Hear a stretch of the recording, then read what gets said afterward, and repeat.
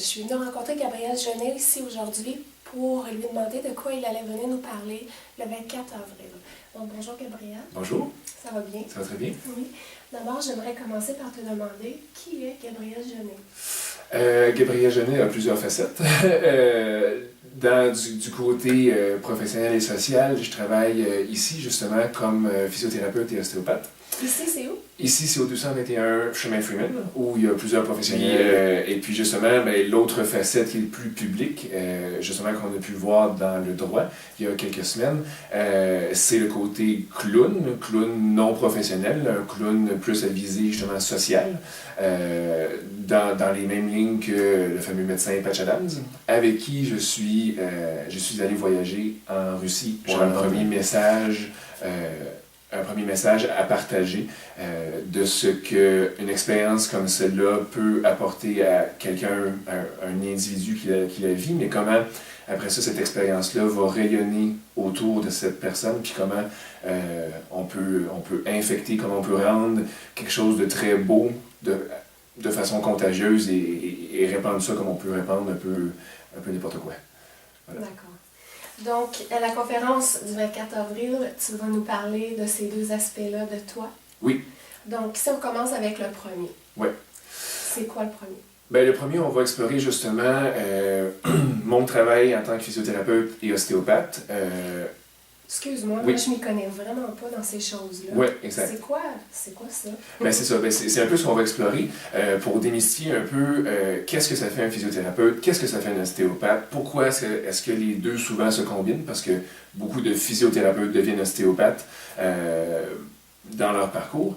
Et puis justement, on va apprendre justement qu'est-ce que ça mange en hiver dans la profession comme telle, qu'est-ce qui peut nous amener à consulter en physiothérapie, en ostéopathie.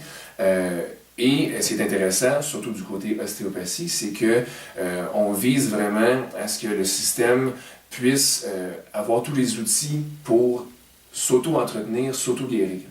C'est vraiment le but principal, c'est d'avoir ce qu'on appelle une homéostasie, un fonctionnement idéal dans tous les systèmes du corps. Donc digestif, cardiovasculaire, hormonal, locomoteur, sexuel, système nerveux. On veut que tous ces systèmes-là travaillent individuellement à leur façon optimale, mais aussi puissent bien travailler l'un avec l'autre.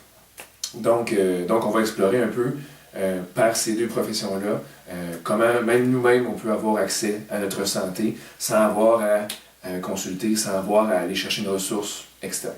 Tu as parlé tantôt que tu as fait un voyage avec Patch Adams. Moi, oui. J'hésite un peu pour la première question. Est-ce que tu étais clown avant d'y aller? Non. Ou non, tu as commencé? Oui. OK. Ouais, ça a commencé là. OK. Qu'est-ce qui t'a décidé à faire ce voyage-là? Plusieurs choses. Après avoir vu le film d'Hollywood, là, comme beaucoup de gens, j'ai vu 2 des conférences du vrai Patch, le vrai monsieur, à Sherbrooke et à Montréal. Suite à ces conférences-là, j'ai été vraiment très inspiré. Je me suis dit, en 2012, là, ça fera, on y va, on claire l'horaire pour que ça marche. Et puis, moi, j'avais aucune expérience en tant que clown.